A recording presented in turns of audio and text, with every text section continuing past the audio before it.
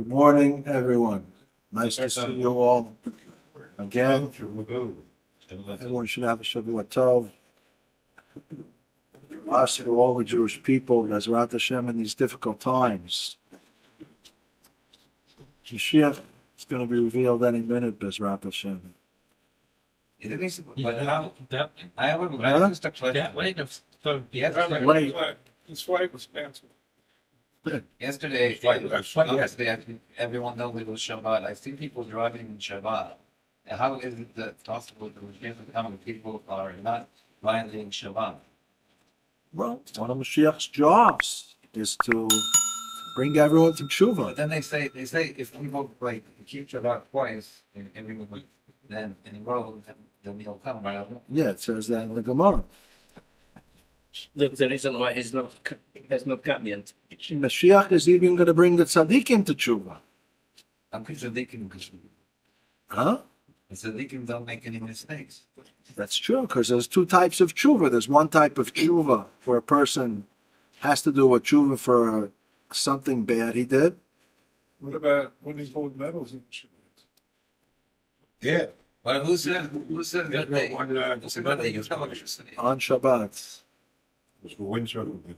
Yes, I said that to my family.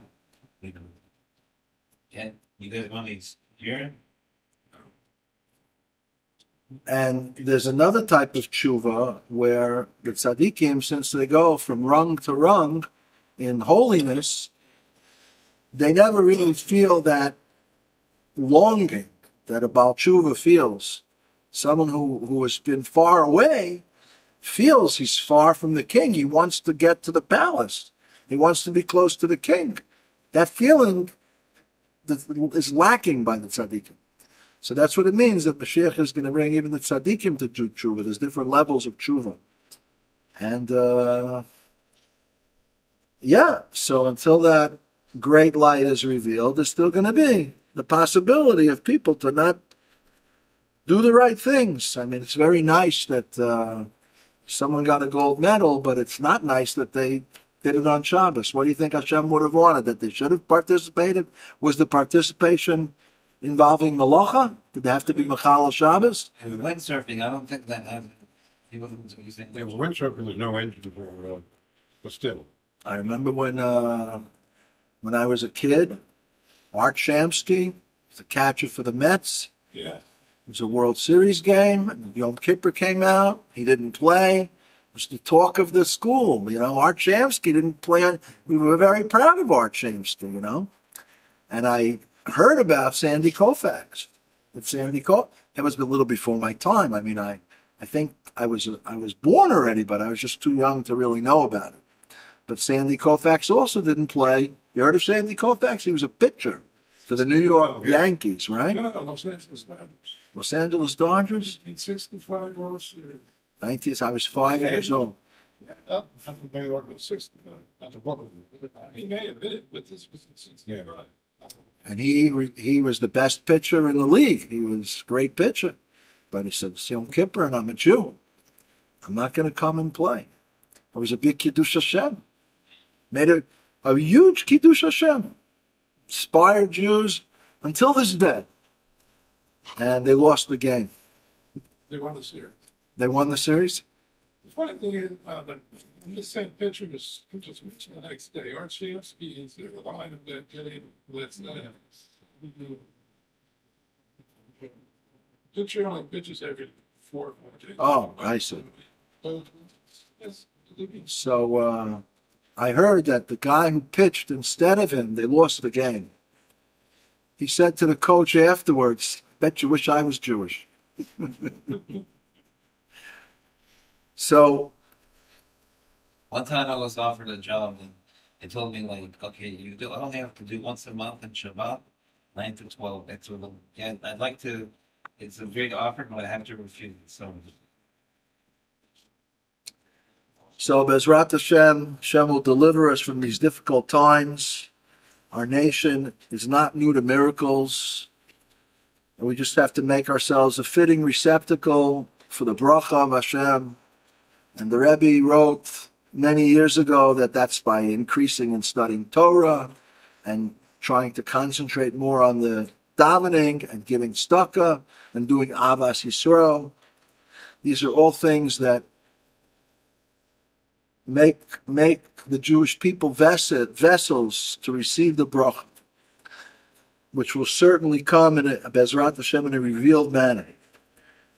So we set up to the Maamar so far. There's two types of fear of God. One is a more lower level of fear, fear of punishment. One is a higher level of fear, awe of the king or of a great scholar, a great person. One has a certain feeling of awe, the majesty. But that's regarding fear. Fear is not so difficult to achieve. But regarding love, so the previous Rebbe says it's more difficult. And we know that the pasuk says, right, that the Torah, Kikara Velecha, that's the name of this Maamar, Kikara Velecha. Hadavar Ma'od is very near to you, Torah.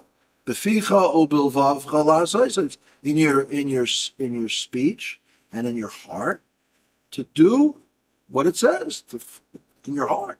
It's close to you in your heart. But the previous Rabbi says what we see, really it's not that close. It's difficult.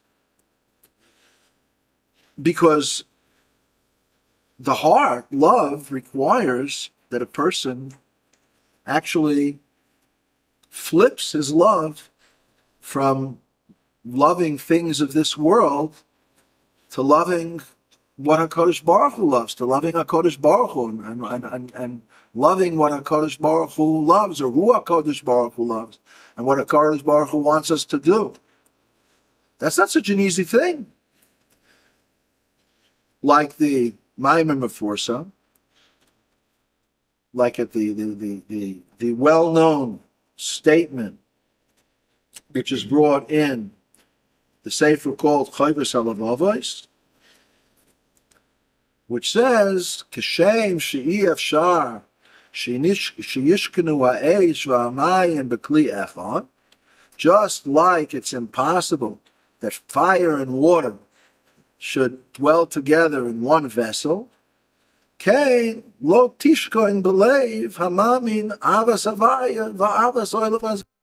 So too there will not dwell in the heart of the one who believes at the same time love of Hashem and love of this world.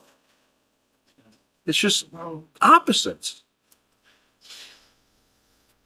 It's just opposites. It's possible that at different times, right, one can be inspired to love Hashem in a certain period of time, and then in another period of time, he's less inspired and he's loving things of this world. But at the same time, it doesn't work that way in the heart. Because it's not possible to chop up love into little pieces. Because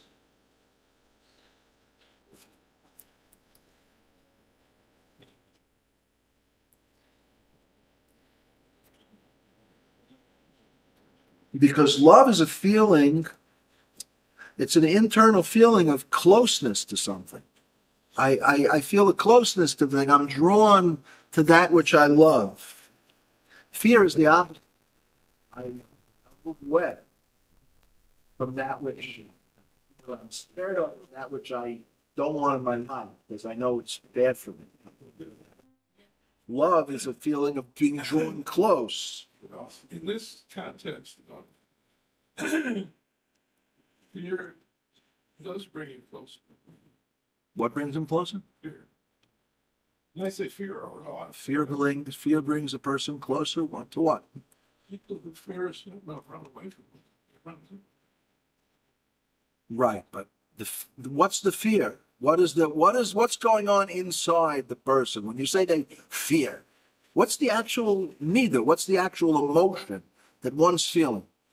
It can even be fear of punishment, right? Fear of separation. Fear of separation, right? That's or awe, right? But when a person's in that actual tenuah, that actual feeling of awe, they're apart. They're close, but they're feeling themselves small. It's only afterwards, and they realize, wow, HaKadosh Baruch Hu I'm part of HaKadosh Baruch Hu. He wants me to serve him. Then they can come close. Then they can have that drawing close. So that attachment is hard to chop into parts. That at the same time to feel an attachment for opposite things. So it's harder.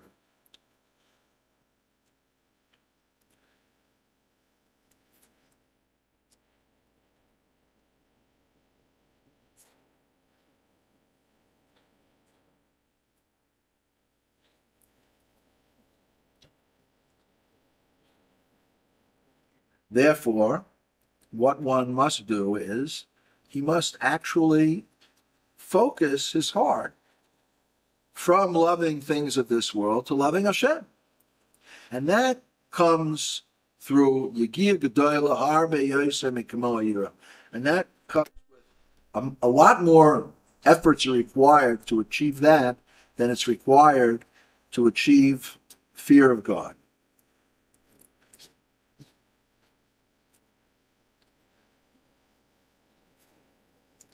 And this is understood also from the reward that's given for one who serves Hashem through love. Like it's brought in the Sifri, on the pasuk, Yahavta es Hashem Elokecha. You should serve, you should love Hashem your God. Oved mi'ava, that the Sifri says, the Einu Daima Oved mi'ava Oved mi'ira, that the one who serves Hashem through love is on a much higher level. He's not compared to the one who serves Hashem through fear. He's on a much higher level. And the Sifri says that his reward is doubled and quadrupled. And the Midrash also, and Darshat Razal, Saita, in the Gemara, in the Gemara's tractate Saita. So the Gemara says, higher in level is the one who serves Hashem with love than one who serves Hashem with fear. Because the Gemara learns it from the pasuk that HaKadosh Baruch Hu says in the 10 utterances, which is commonly referred to as the 10 Commandments, that HaKadosh Baruch Hu oisech chesed la'alofim la'oyavav, that HaKadosh Baruch Hu does kindness la'alofim to thousands who love him. Alofim is more than one. And it says, by ira, by fear, Rashi over there says that it's at least 2,000 generations. But someone who serves Hashem with fear, so the pasuk says about him, Shomer Habris, a different pasuk from Dvarim and Akev, Parshas Akev. Shomer Habris, v'achesed goimer, u'l'shomer mitzvoisav la'elef dor. That HaKadosh Baruch Hu repays those who serve him with fear for 1,000 generations.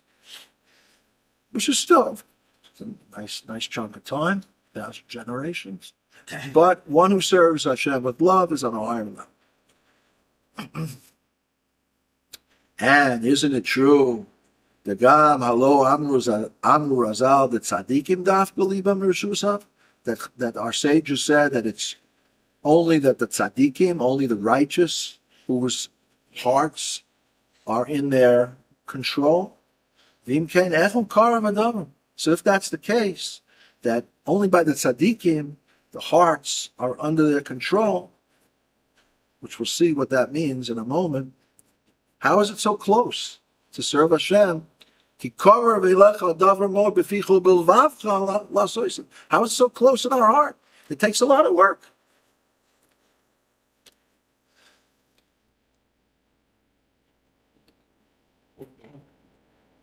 So, the Alter Rebbe gives an explanation in Tanya for this question. And he says that when it says in the pasuk that it's close to your heart, it says, Ki karev elecha hadavar beficha ubilvavcha lasoisa. Bilvavcha lasoisa, the two words are together. In your heart to do it. In other words, it's close in your heart. You need to generate, it's close to you to generate enough love to be able to form the commandments. Not that you'll be able to generate love where your heart will soar with tremendous love of Hashem. That's not so easy. But enough love to generate that you should actually learn Torah and fulfill the commandments, that's close. That's how the Alter Rebbe explains it. Shehi ha'ava b'shil kiyum ha'maisa b'foil mamish. This is the love that's needed in order to fulfill the mitzvahs in actuality. V'hainu sha'alev mevin. How does this work? The heart understands. We usually say the heart feels. The mind understands. But the heart also has a certain understanding. What is this understanding?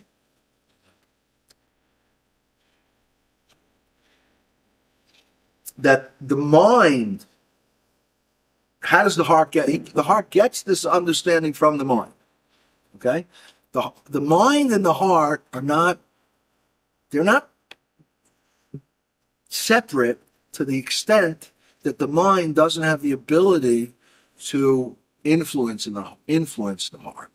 The heart can be influenced by the mind, and that's actually that's a big fundamental thing, a big fundamental in avodas Hashem, that the mind should influence the heart. Right? We don't want to be cold people that understand a lot but have cold hearts. We want to have warm hearts. That when you understand that, for example, that you understand that another Jew is also a chelek elokam imam mamash. He also has within him a part of HaKadosh Baruch Hu, and you love HaKadosh Baruch Hu, you love that Jew, even though his deeds may not be so appealing to you. But nevertheless, you love him because he's your brother, and you act like a brother towards him. Yeah. But if they're conservative or reformed, They're still your brother. and you see them driving on Shabbat, They're still your brother. you tell them, Worse so. They're still your. you start telling them, please don't drive on Shabbat. Is it going to help them? Are they going to listen to you? Probably not, but you never know. There was a rabbi in Miami, Florida, when I grew up. I learned with him. I used to go to they had Thursday evenings, the Chabad Yeshiva on Miami Beach. The Bachrim that came, every part of the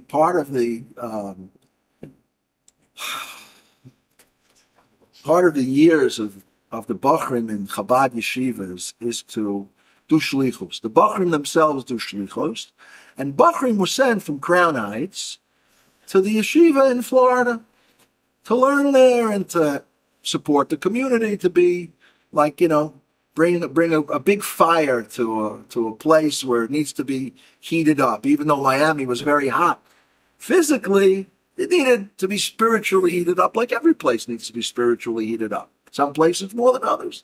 So these Bachrim came down. And Thursday nights, they used to learn with whoever decided to come to the yeshiva. So I decided to come Thursday nights. I was not married yet. I decided to come, I was living with my parents. Decided to go Thursday night to the yeshiva and learn. And I learned with Rabbi, I can't remember. He was a tzaddik. He had a medical issue though. He had a heart issue. He used to wear a box. I don't know, he carried around a box that, I guess it was a type of a pacemaker. I don't know exactly what it was. I never asked him what it was. But he was just such a wonderful person, and everyone loved him. Everyone loved him. And I remember seeing him one time on Shabbos. I don't remember what the scenario was. And these guys drove by in a car, Jewish guys. Hey, Rabbi, how you doing? Great to see you. So what do you think his reaction was, Shai? And Sebastian, she wants Yeah, good Shabbos. How are you? It's so nice to see you. I don't remember what his word, but it was a friendly encounter. You know, would it have helped if he would have yelled at them? Shabbos? Well, I see all these in Geula and sometimes Asian people, but forget the scores and no internet. You know, Israel is different. Okay? What else? They didn't tell me how to live my life, and also I hate to say this, I respect all Jewish people, but when people fly in airlines on El Al or United or whatever, and we have a really observant person making a ruckus because he doesn't want to sit next to a woman, which is, it's not against halacha, and he's causing problems for the flight. And it's, you check before. You know, It's I heard from Rav Ashalem Ala Cohen, who was the Rav of Chabad in Beitar. He said one time that Alas Yisrael extends also to Charedim. No, I do. I respect all Jewish people, but when they do these things that they cause a scene, it's like not. I mean, for me, okay, like I like kind of. Why you would want to sit next to a woman? Not that I mean, I get the thing, and I say that okay, it's not according to halacha. You know, you could sit next to a woman, but as a Jewish person, okay, it's fine, okay, but. What about the non-Jewish people? How do they look at it? I don't know. I don't have any problems sitting next to a woman that's I don't know. not I related. tell you about the previous thing you brought up, Israel, when you see people driving on Shabbos, Israel's a little different because, you know, Israel's a Jewish country. Right. Even though there's a lot of non-Jews in Israel, but the majority of the Israelis are Jewish. And Jews, surprisingly, even though we've been around for 3,370 since giving of the Torah, depends when you count it. If you count it from Avraham Avinu, it's much earlier. But from the time of the Torah, we've been around more than any other people in the world. Maybe the Chinese have been around just as long. But how is it that we don't know who we are? How is it? How is it we have one thing that's kept us Jewish over all the millennium? One thing, the Torah and its mitzvahs. There's nothing else. That we didn't have an army, we didn't have a language, we didn't have a culture, because, you know, the Yemenite culture and the Moroccan culture is very different than the Polish and Hungarian culture. Like night and day. We didn't have a culture to unify us. We didn't have a language to unify us. Yiddish, Ladino. I knew you'd correct me. That's why I looked at you. It's not my country. It's Farad. It's not Italian. Okay, but you do. My sister is in Spain, and she's coming back on. Like she's coming back. I hope that, okay. Because I think they're canceling a lot of flights. She's flying a lot. I asked her. Well, okay, yeah. I'll never cancel. We didn't have an army. What kept us together? Torah and mitzvahs. That's the only thing. You know, you can be, a person can decide, I'm not gonna keep Torah and mitzvahs. They can decide that. They have the choice. But if you actually talk with them intellectually, right, they have to come to the same conclusion, because it's a fact. There's nothing else that's kept us around as Jewish people. So if it's important to be that there's a Jewish people, it's important that the Jewish people keep Torah and mitzvahs. That's what's going to keep us continuing forever. Yes, sir. Not to say, years ago I worked on as an engineer on a radio series called One People, Many Voices. Narrated by Theodore McGill, and it was fascinating because it was a 13-week series, just about how different cultures, Jews adapt in the different cultures, because you have to, you know, if you live in Germany, it's one way. They live in Russia, it's another way, or in the States, it's another, but they're all Jews. Right? Rabbi Annis Friedman said in his remarks, should find a meeting with 9 people you don't like. Why? Think about it. Just find the people to increase in your Avas Yisrael. Yeah, million binds people together. Shalom. Yes. So when this country was established, as established as a state, so there was a community of Jews that lived here since the time. Well, there were always Jews who lived here, even from the time of the destruction of the Second Temple. There were always small communities in the four holy cities, right? Yerushalayim, Hebron, Tzvat, and Tiberia. And we know that many of the sages over the generations came to Eretz Yisrael and they lived here. But when the Baal Shem Tov sent his students, the Talmud and the Hasidim came under the leadership of Menachem Mendel of Horodens, where they called him also. After the Maggid of Mezrich was Mistalik, so the Alter Rebbe took him on as his Rebbe. Menachem Mendel of Hordakov. And he led the Hasidic group in the Vilna Gaon in Eretz Yisrael. And the Vilna Gaon, his Talmidim came to Eretz Yisrael. So you had this Yishuv in Eretz Yisrael that preceded the Zionist Yishuv, right, that was living here. They are referred to a lot of times as the old Yishuv. And then you had the Zionist movement that in the mid-1980s, we all know the history, right? Became a big movement, and not only did secular Jews pick up the idea of coming to Eretz Yisrael, but also a lot of religious Jews too. Mainly that was the Mizrahi movement. Yeah, the Mizrahi movement. Rabbi Cook, and there were many. What are you pointing to? National headquarters. Of the Mizrahi, right? They're here, right? So you had a certain conflict between the secular Jews that, they were becoming the majority, and they weren't into religion. They were kind of anti-religious because they had come from a religious Europe.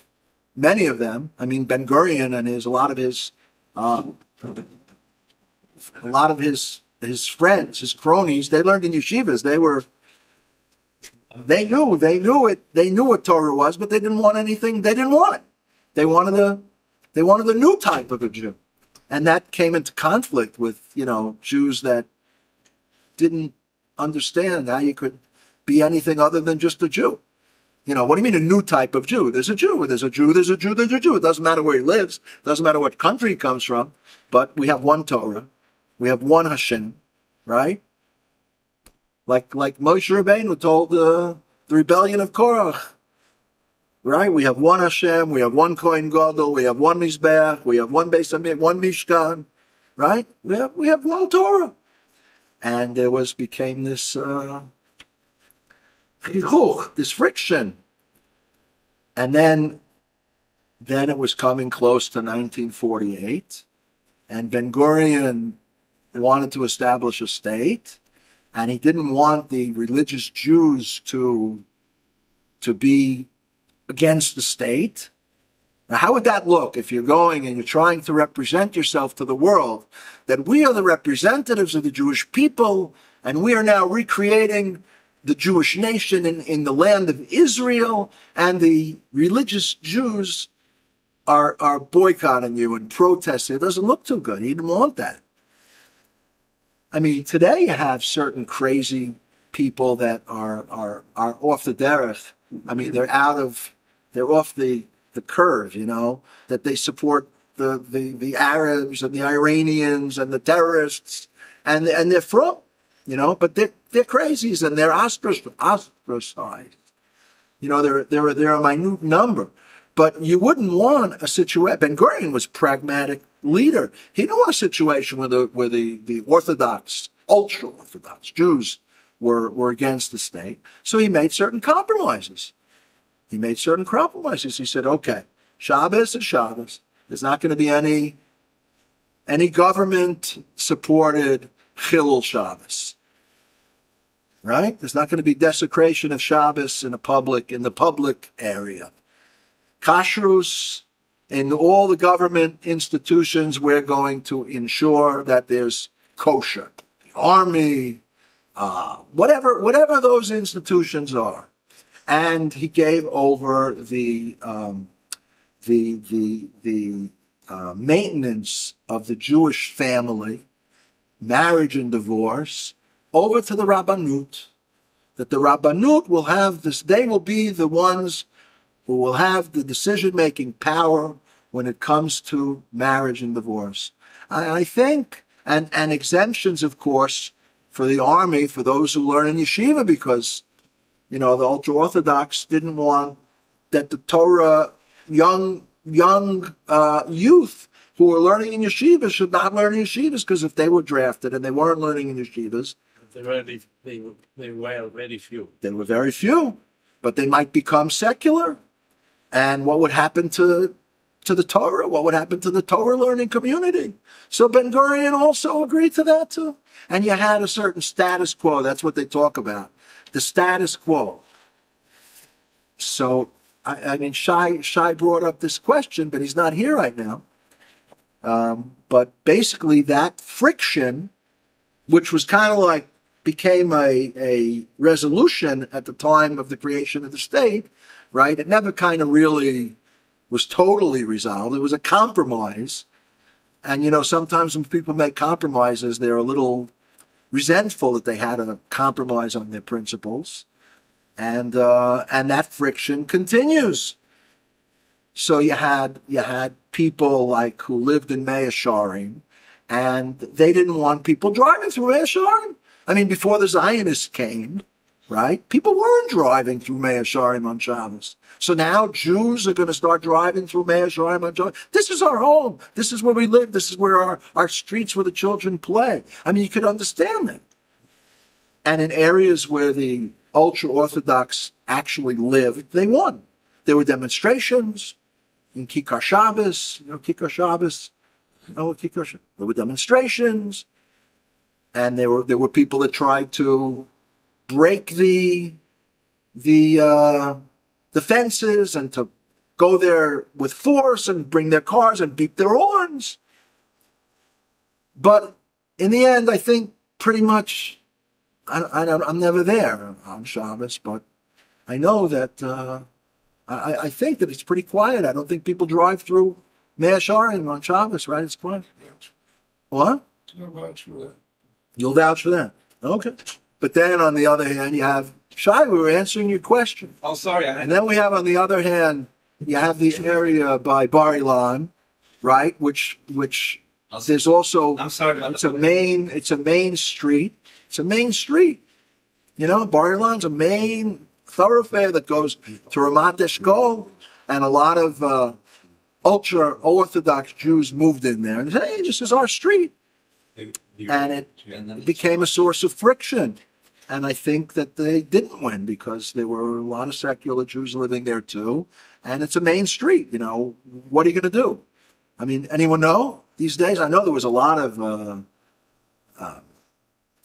unpleasant and nasty demonstrations on Shabbos, people crying Shabbos to people who are driving and doing worse things than that too.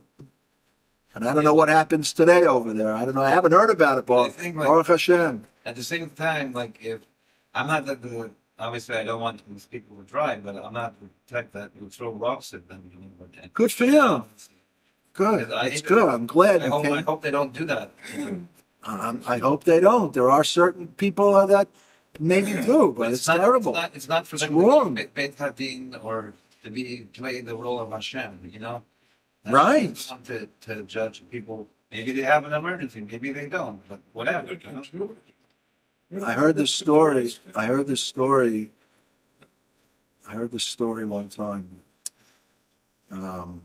This rabbi told me, he said that there was this guy that lived on a kibbutz. Let's call him Baruch. And it was a non-religious kibbutz. And he got no Jewish upbringing at all. and he worked in the fields. And he had an aunt. He had an aunt that was sick, a great aunt. And he wanted to visit her, he was a Jew, Bikra Cholim, visit my aunt. Not that he was doing it because HaKadosh Baruch Hu commands us to visit the sick. He was doing it because he had a good Jewish heart, right? And Hashem wants us to do these types of commandments that require a good Jewish heart because of a good Jewish heart. I'll just tell you another story, a story within a story that I heard one time, and it's not the Chabad way, but you'll hear. One time this poor person came to this rabbi, and the rabbi listened to the poor person. This is famous, true story actually. I forgot the name, and I shouldn't tell it anyway because it's not really like I'm saying like a shevach of the rabbi's behavior. I'm saying a story, well, you'll see in a second. And the poor person came to the rabbi and he told him all his woes and his troubles. And the rabbi's heart went out and he gave the poor person a nice donation. And then a few minutes later, he grabbed his jacket and he ran outside. And when he came back, this was already late at night, when he came back, his family said, "Where'd you go?" He said, I had to run. I had to find that poor person. They said, why? He said, because when I gave him tzedakah the first time, I gave it to him because I felt Rahman's free. I felt his plight. I empathized with his situation. He said, but now I wanted to give it for them to fulfill the mitzvah. Because Hashem said. So, that's not the Chabad way. Chabad way is that's part and parcel of the mitzvah is to feel the other person's plight. You don't separate and say like a cold seichel, a cold intellectual thing. I'm gonna perform the mitzvah like a robot. No, you're supposed to feel it. Like we say it, and we say this in davening. I'll give you proof for it too. We say it in davening, right? Sim shalom. Sim shalom tovo racha chaim chesed rachim ba'avas chesed. Sim shalom tovo.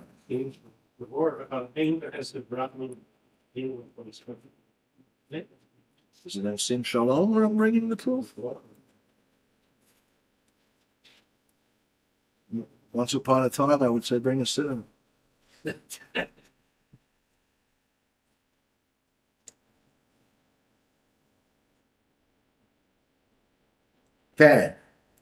Can. Ki ba'or panecha natata lanu, through the light of your countenance, you have given us Hashem Elokeinu, Hashem our God, Torah's Chaim, Torah of life, the Avas Chesed, and the love of kindness. Hashem gave us a love to do kindness, and that's part and parcel of the mitzvah, to do kindness. But anyway, back to the story. So this guy, we're going to call him Baruch from the kibbutz, he wanted to visit his aunt. His aunt was sick, and he wanted to go visit her. It's a nice thing to do. Any good person understands that. So he went. And it was Shabbos, in the kibbutz. You don't have your private car. You have to write down when you want the car, and you get the car when it comes your turn. And it came out his turn was Shabbos. And what does he know from Shabbos? He grew up on a kibbutz. So he goes to, his aunt lives in Ramat Eshkol, and all of a sudden he finds himself on Bar Ilan, on the intersection of Bar Ilan, and a whole group of Jewish people are coming out screaming at him, right? And one guy throws a stone. Shai? Yeah. Throws a stone, cracks his window. Oh, yeah. He's in fear. He's really panicking. He gets out of there as quickly as he can. He recovers from the incident. He goes and visits his aunt, and he goes back to the kibbutz. And after 120 years, it goes up to Shemayim. And you know what goes up to Shemayim also? The guy, that ultra-Orthodox guy who threw the stone and screamed Shabbos and threw the stone. They both go up to Shemayim. We both go up to Shemayim. And the accusing angel starts incriminating Baruch. was Mechalel Shabbos, and he didn't eat kosher, and he didn't learn Torah, and he didn't do this, and he did this Aveira, and that Aveira, and this Aveira, and that Aveira. And when he finished with his whole repertoire, so the defending angel came and said, what do you want from him? Did he get a Torah education? How was he supposed to know? You can't punish a person if they didn't know. They're called in halacha a tinok shenishba, a child that was like stolen, kidnapped, like a kidnapped from the Jewish people. In Eretz Yisrael. Can you believe it? In Eretz Yisrael, growing up and having no clue as to what it means to live a Jewish life, the type of life that's kept us together. But it wasn't his fault because they didn't train him. But he had a good heart, and he went to visit his aunt, and he did a lot of chesed, right? He was a good person, Bob. He didn't throw rocks. He was a nice person. He tried to help people. He visited his aunt. And you know what the defending angel said? He said one time there was a drought. Baruch looked out over the field that he knew was supposed to produce this lush produce, and it was all arid and dry, and the ground was cracked, and he cried up, Abba, Geshem. When he prayed, it was with all his heart. So they decided he's not at fault, and he was a good person, and they gave him a good judgment. And then it came for the person, the ultra-Orthodox person. So all of a sudden they started speaking how he sat and learned Torah, and how he davened, and how he kept the mitzvahs, and all the good things he did. And then the angel that was, the accusing angel said, yeah, but when he davened, he was just saying the words. Most of the time, he wasn't even thinking about a Kodesh Baruch Hu. He was thinking about what's going on in his life, and what's going on with his neighbor, and he's got this problem and that problem with the bank, and this and that. And you know what? One time on Shabbos, he came out and he threw a stone. He broke another person's window, and he caused them fear. And just got to go to Gehenna. They threw him into Gehenna. So we have to learn Torah. We have to keep mitzvahs. It's for certain. But we have to do it in a way that we have to be like, they asked the Rebbe Rashab, what's a chassid? He said, a chassid is a lamplighter. What's a lamplighter? A lamplighter goes out at night with a fire, and he lights up all the lamps on the street. Lights up. Each Jew is a lamp. Each Jew has a lamp inside a neshama. And it's our job, and none of us are patur. None of us are free from this job of spreading the goodness and godliness that we know. I remember one time when I was first becoming involved, so I had become involved with Yiddishkeit through Chabad, and I was at a non-Chabad home for Shabbos, Hasidic home, but not a Chabad Hasidic home. And they said, no, what are you going to try to influence other Jewish people? You have to sit and learn in yeshiva. And then after many, many years of learning in yeshiva, once you know a tremendous amount, then perhaps you can go and influence others. And I told him, I said, you know what? I was taught. If you know an aleph, teach an aleph. If you know a bet, teach a bet. Whatever you know, teach. Try to influence however you can. That's how we radiate outward. That's how we bring the Shia even closer and even faster. That's the right way. And people know that. People know that already today. The Rebbe made a revolution. He revolutionized Judaism. We're already living in the era where the Rebbe's influence flowed across the entire Jewish nation. There's not one Jew in the world, perhaps, that hasn't been touched in a positive way by Chabad. And so many Jews, the only way they've been touched is through Chabad. And everyone realizes that, and everyone recognizes that. And almost everyone joined on the bandwagon and said, we too are going to go out and do kiruv. Kiruv, right? Well, kiruv, okay, what? What are you giving them? Not everyone? Most everyone. Okay, you can always find individuals. I don't want to get into that. But yeah, they call it, one time someone went before, they call it kiruv rechokim, bringing close those who are far. And one time, you can see it on the video, someone was by the Rebbe by dollars, and he said he's involved with such and such an institution. We do kiruv rechokim. We bring close those Jews who are far. And the Rebbe corrected him, and he said, no Jew is far. Every Jew is a descendant of Avraham, Yitzchak, Yaakov, Sarah, Rivka, Rachel. Every Jew is close. It's just that you have to awaken him. You have to awaken within him that is which is in him. You're not trying to convert him. Soros.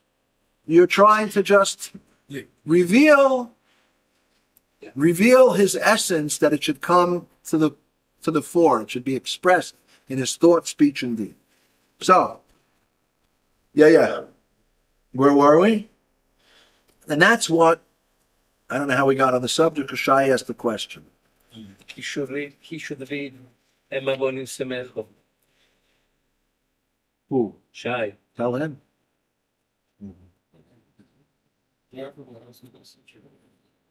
And this I don't know what that means. This love that brings to deed, this love is in fact very close and easy.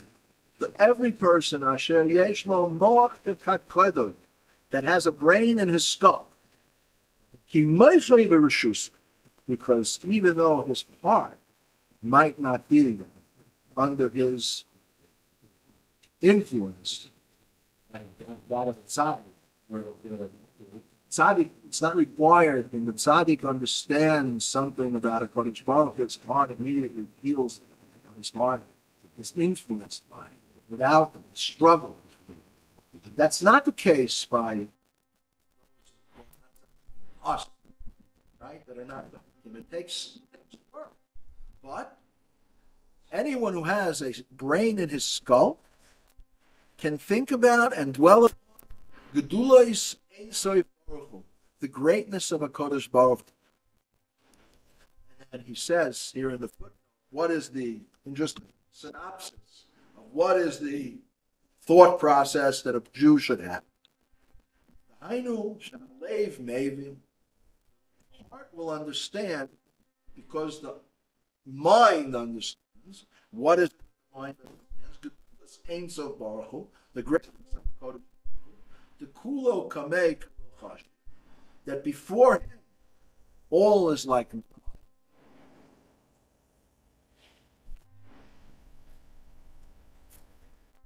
Therefore, since he understands, he agrees that since before him all is naught, therefore it's appropriate that he should attach himself to go out of his body that prevents him from that tries to prevent him from becoming close to a Kodesh Baruch Hu, and to connect with the Kodesh Baruch Hu with all his heart and his soul and his money. And that's through fulfilling Torah and mitzvahs in his thought, speech, and deed. And when he does that, he's hugging the king. Like that's the mashal brought in Tanya. Like Kodesh Baruch Hu, the garments of the mitzvahs are called the levushim of the king, the garments of the king. So when you do mitzvahs, it's like you're hugging the king. That's what the Alter Rebbe says. And you don't say when someone's hugging the king and the king is embracing him, you don't say the king's cloak is embracing me. You don't say that. Right? If someone gives you a hug and he's wearing a jacket, you don't say his jacket hug. The person's inside the jacket. You understand that person is hugging you. And you feel the warmth and closeness of that person. So too, when a Jew serves Hashem and he learns Torah and fulfills mitzvahs, he gets close to the king. And he understands this with his mind. It's not hard to understand. And he understands, therefore it's fitting for him to do these things, fulfill Torah and mitzvahs. And his heart understands. It's called Tumunoi Salev. Tumunot Halev, the understanding of the heart. Just like the brain can have a certain feeling, yeah? But it's a feeling that it's the what do they call it in the behaim.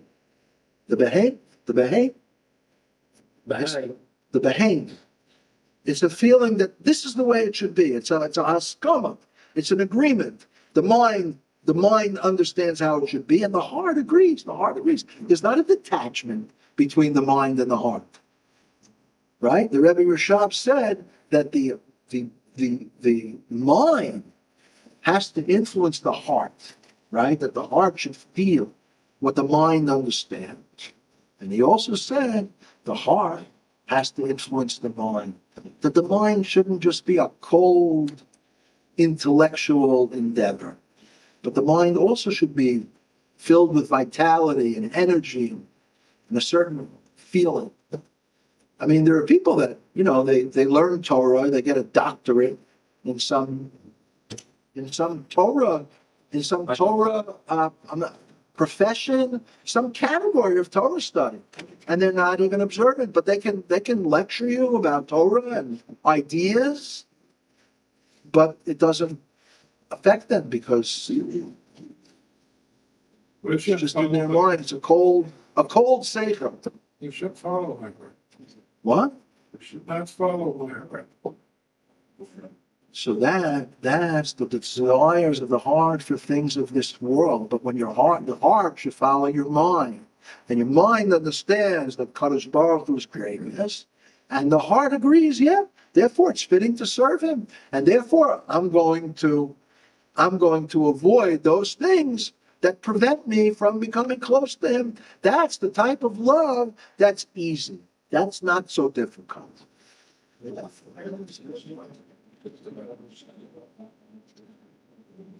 And now,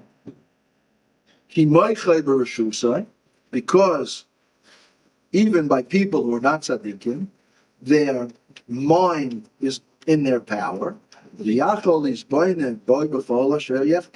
and they can concentrate on whatever they want. And when they concentrate on Hashem's greatness, naturally they will generate, at least in their mind, a love for Hashem, to connect Him through learning Torah and keeping mitzvahs. And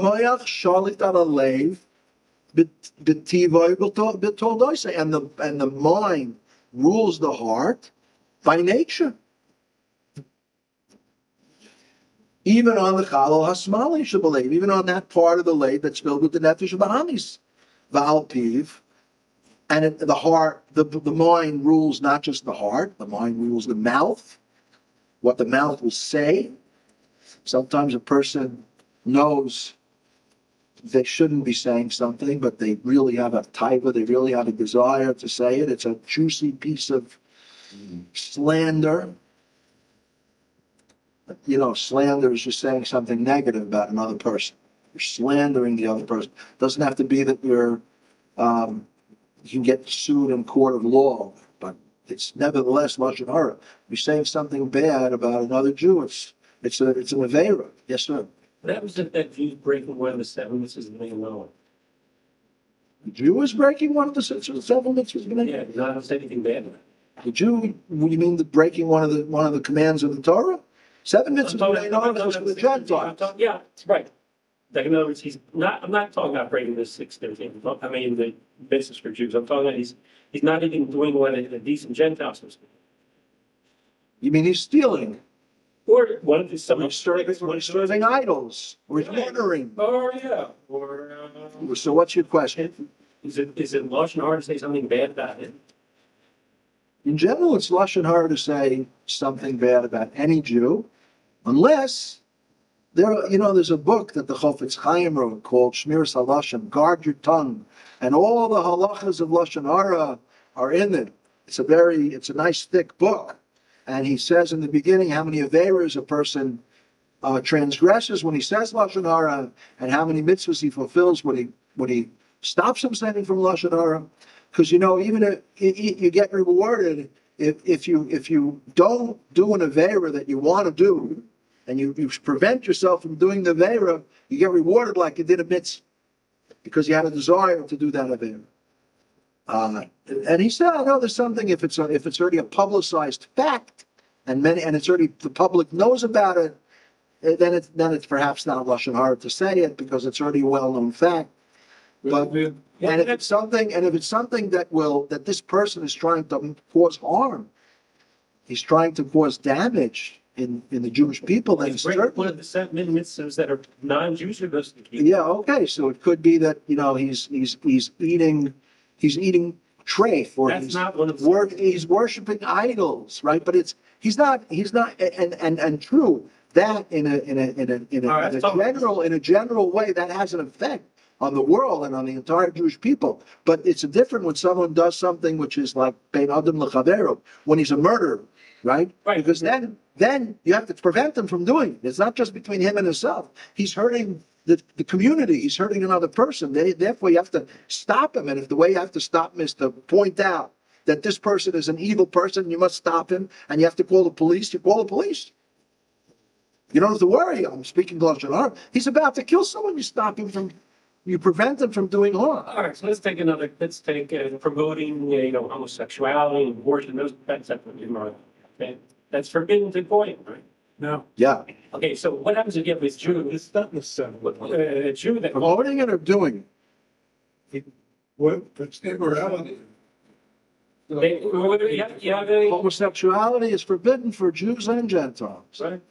So is abortion, So is abortion, correct. Right. Yes. or now we're getting into other things, pedophilia, all these other things. Yes. So he's saying if you have proponents of these And things. some of these people call themselves rabbis even. Yes. So, or they're just politicians, whatever. Yes. So is it lashon hara to speak out against them? Again, they're harming the community. Right. If you have the ability to prevent them from harming the community, and by speaking out against them, you will prevent some people from following them, then speak up. They're harming the community. That's not lashon hara. No, that's not a forbidden lashon hara. Maybe saying bad things about them, but it's necessary to say bad things about them to prevent them from spreading evil in the world. You have to try, just like you have to try to spread good in the world. Right. You have to try to stop spreading evil in the world. Right. Yes, sir. הוכיח תוכיח את עמיתך, only we're sure that it helps. If you know it's not going to help, you better keep silent. This is Only if you're sure of what? This is abortion. Right. תוכיח בעמיתך. Yaakov Meir is saying that if you know for certain he's not going to listen, you don't have to tell him, right? Is that what you said? Right. But how do we know for certain?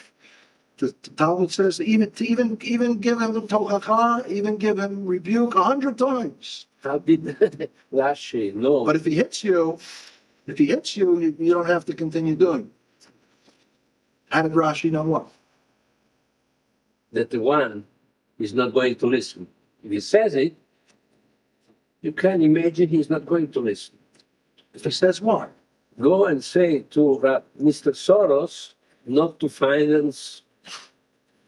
Listen, however we can influence, we have to influence. You're right. If a person, sometimes it says, Kamo sheyesh Go and say, mitzvah lahagid, latet tochacha, lefamim yesh mitzvah lo lahagid. go make a Sometimes it's a mitzvah not to say. the mayor of Tel Aviv. Go make a tochacha to mayor of Tel Aviv. Someone has to make